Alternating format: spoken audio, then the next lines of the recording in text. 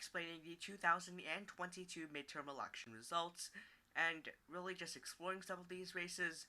The Senate, House, and governors will also be talking about abortion as a ballot initiative, and we're going to be talking about the on-call races and what could potentially happen in the Senate, House, and governor elections. Now for the Senate, 48 to 47 is the current projected races, and there are still 5 races that are not projected. The states of Nevada, Arizona, Alaska, Wisconsin, and Georgia.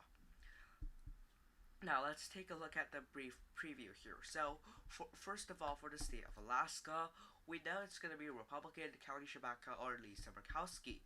So this race is definitely going Republican, though it will be interesting to see if Kelly Shabaka or Lisa Murkowski is able to win this race.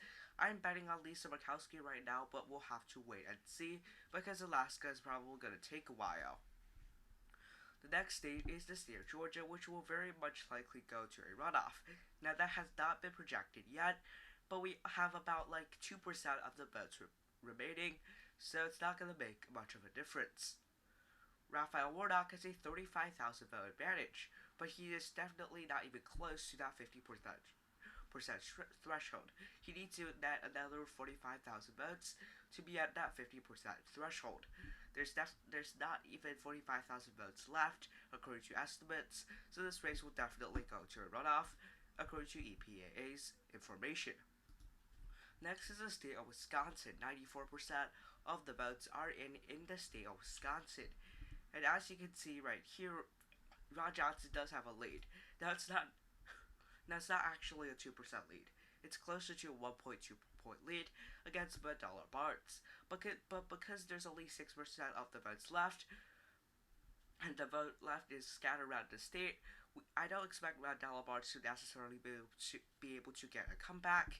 Ron Johnson will likely win by about 1 percentage point. So he should be able to win the state of Wisconsin. So now we have dealt with the Republicans at 49, Democrats at 48, and with 2 races uncalled and 1 race going to a runoff. What does Nevada and Arizona mean for us? Well, for Arizona does look like that Mark Kelly, despite this race tightening tremendously, Mark Kelly does seem to have a lead against Blake Masters. Kelly is probably going to win by about 1 to 2%. While the governor's race is expected to go Republican, I'll show you guys that in a bit. Now, Mark Kelly, this race will be very competitive, and it really depends on how much vote is left and how much percent of that remaining vote Blake Masters will get. He needs around 59% of the remaining vote. Blake Masters needs about 59% of the remaining vote. Mark Kelly simply needs around 40%. But we're not really sure if Blake Masters or Mark Kelly can reach their goals. We'll have to wait and see. The final state is the state of Nevada.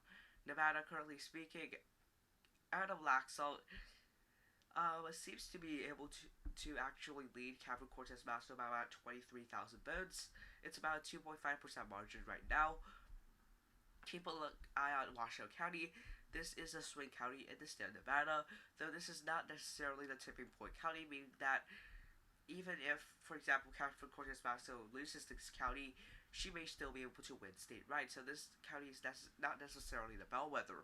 Regardless, it does seem like that Nevada will go to a Republican Party probably, because it does look like that 25% of the votes left will not be able to make Catherine Cortez Masto that 23,000 vote gap. I'm not super sure about that because Nevada hasn't confirmed where the votes are remaining yet, and they haven't confirmed if the remaining vote is election day vote, early vote, or absentee ballots. We'll just have to wait and see. So that will be for the 5 remaining Senate races. Now let's take a look at some of the highlights from this election. Well, first of all, a surprising thing for us is for me personally, is the state of Florida. Marco Rubio defeated Val Demings in the Senate race by 17%. This was far more than what I expected. He was able to win Miami-Dade. He only lost Palm Beach County by 2,000 votes, or 0.3%. This was far better of a performance for Marco Rubio than I expected. I expected him to win by about 10. He defeated Val Demings by 17. something good for Democrats was that Pennsylvania, in the final day of polling, Mehmet Oz overtook John Fetterman in the polls. But it looks like that Mehmet Oz has lost to John Fetterman. John Fetterman currently leads by 3% statewide. And Mehmet Oz trails by more than 145,000 votes. Though there's still 6% of the votes left. But a large chunk of that vote is coming from Philadelphia County. If anything, this is just going to expand Fetterman's lead. Now, why was that the case? Why did Fetterman actually overperform the polls? Well, a good answer would be that Josh Shapiro helped him. Josh Shapiro won the governor's race by a huge margin. We'll go to that race in a bit. So that is for Pennsylvania. Now, early on, it looked like a good night for Republicans, as I expected. But then things took a bad turn towards the Republicans, and Republicans started to underperform in many races. And my original prediction, was 53-47 towards the Republican Party. Now my prediction is about 51-49 for Republicans, or even a 50-50 tie. Because the remaining competitive races, I all expected to go Republican, including Pennsylvania, which has already flipped to the Democratic Party.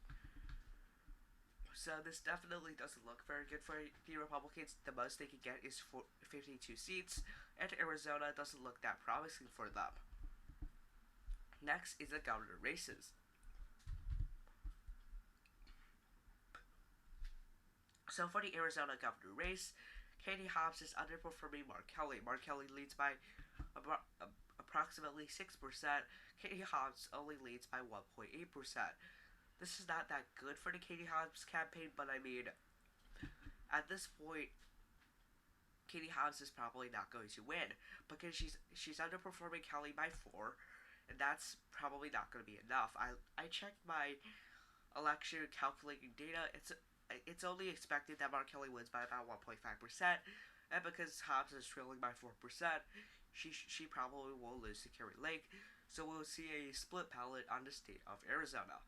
Now for the state of Georgia, again, Georgia has a runoff rule. That's why the Senate race will go to a runoff if no candidate exceeds 50%. Brian Kemp has easily exceeded 50%, and Shane Hazel, the 2020 Libertarian nominee, who actually pretty much gave the Democrats the Senate elections, who forced that race into the runoff. Now it looks like that he will not be able to force Brian Kemp into this runoff election. Now going to the state of Kansas, this was quite a surprise. Laura Kelly, I thought, was going to lose by 5%, but she's currently leading by 1.5%. Now she's not at a majority, but it doesn't matter because most states don't have a runoff system, so she should be able to win her re-election.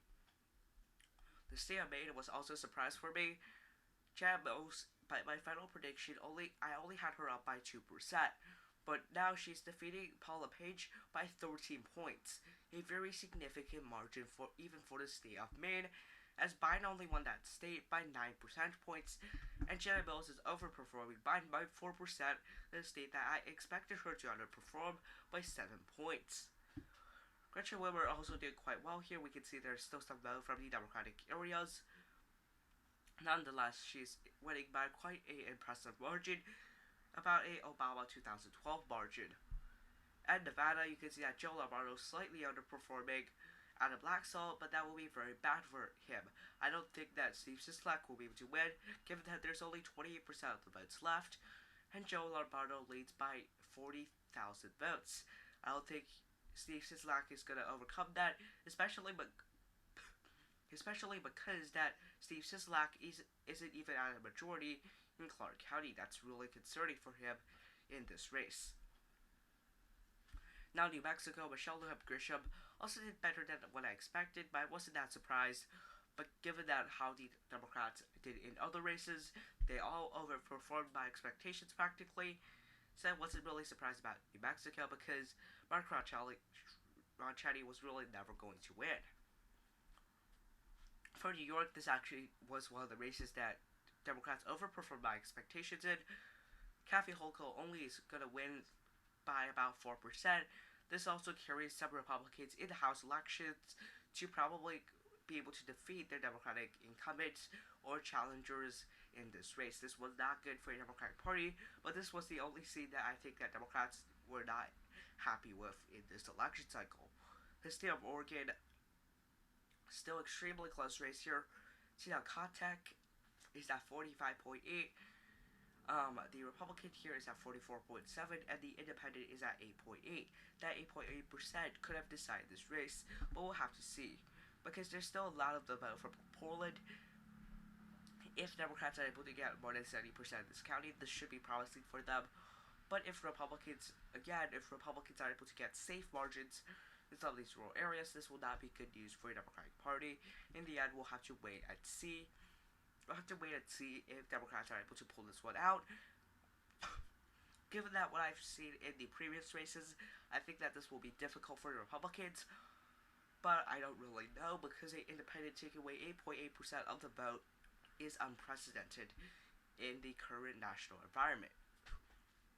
Now for the state of Pennsylvania.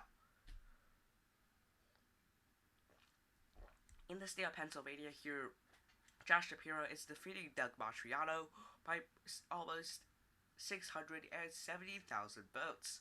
This is really good news for the Democratic Party. This is why John Fetterman was able to win, because Josh Shapiro did so well. He was able to get 68% of the vote in Allegheny County, a county that Biden only got 59% of the votes in. He was able to win Erie County with 60%, a county that Biden only got 50% of the votes in. He was able to win counties like Bucks with 60% of the vote, while Biden won that county with less than 51% of the vote, according to my memory. So this was definitely a good performance by Josh Shapiro. Again, the final day polls did show him leading by a lot, and he did that. Democratic Governor Tony Evers defeated Republican Tim Michels. Now, this was surprising in my opinion, because Tony Evers, he vetoed a lot of the Republican bills, and he really didn't act like a moderate. He acted like a Democratic governor in a state like California. But that ultimately didn't matter. He defeated Tim Michels by about 4%, and he really did very well. He won Milwaukee County with a margin of 71% of the votes. He drove turnout up quite a bit. Again, a really good performance for Democrats in Wisconsin as well. Now going to the House results. So for the House, Republicans, I made a video just the day before the election saying that Republicans will likely win 240 seats or more in the House of Representatives. Well, it turns out I am dead wrong. I'm really not even close to the forecasted margins. If you look at the district map, for instance, you see how Democrats really are doing better than what I expected them to. So California is going to take a while to really project any of their votes, so we can safely ignore there, because they say that they're probably going to take 3 or 4 days. Now for the state, now I'm going to just show you guys some of the surprising victories. One of the really surprising victories for me, in my opinion, was Marcy Kapur's victory against the Republican candidate. I had this race as a race that Marcy Kapur was going to lose by 2 percentage points. Guess what? She won the race by 14. This was a race that Biden lost to Trump by 3% in this district, went to Trump by 3% in Ohio. Yet the Democrats are able to win by 14. Now there's a lot of factors to why that was the case.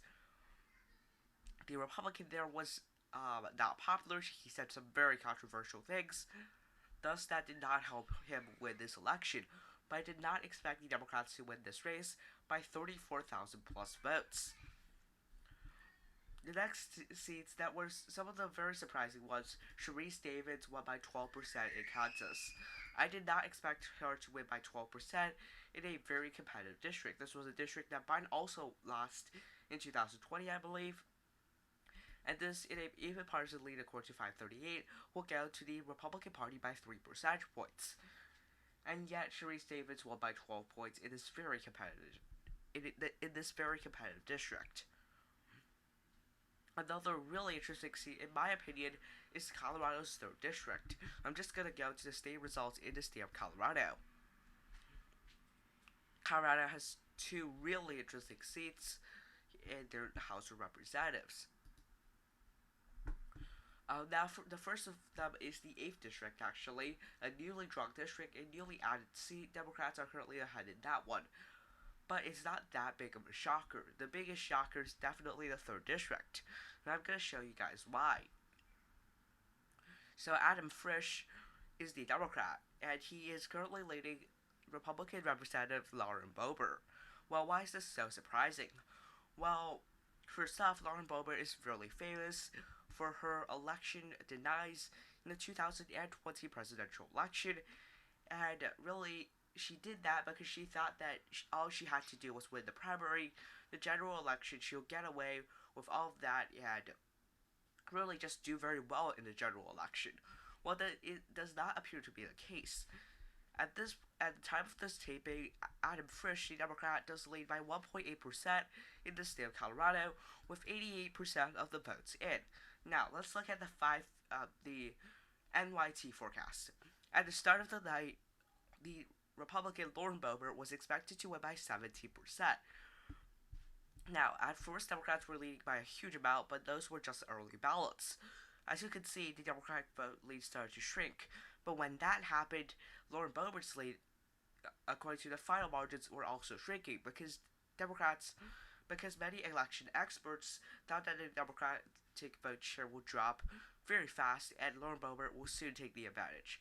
While even though it's close to 90%, the votes are close to 90% in, currently speaking, the Democrat here, Adam Frisch, is still leading by about 2%, and he leads by about 5,000 votes. There's only around 30,000 votes left in this competitive seat, so technically there's only around 320,000 votes total, which means Adam Frisch simply needs 12,000 out of the remaining 30,000, which is about 40%. This is really good news for the Democratic Party, as this is not only a seat victory, a seat gain, but if the Democrats are able to pull this one out, or if it comes close, this is a symbolic victory for the Democratic Party. But I don't really know if this race is going to flip, but this is certainly an interesting race. Some races that, in my opinion, were also very interesting were some of the races that really I didn't expect to be that competitive. For example, I'm just gonna wait for this to load. But some of the races I didn't expect to be this competitive was Montana's 1st district. Now, Republican Ryan Zink has now defeated the Democrat there by about 4%, according to the race results. But that was not really expected by me. I thought that Ryan Zink was gonna win by about 10%. He only won by 4. Again, Democratic turnout was pretty high, and Republican turnout wasn't that great, thus resulting in this Republican victory by just 4%. Anyways, I hope you enjoyed today's video of the live election coverage at EPAA. If you want to watch more of our videos, be sure to subscribe to our YouTube channel. I'm sorry my voice isn't very good today. I caught a cold just yesterday, and I'm not feeling well. Anyways, thanks for watching. Have a nice day. Bye!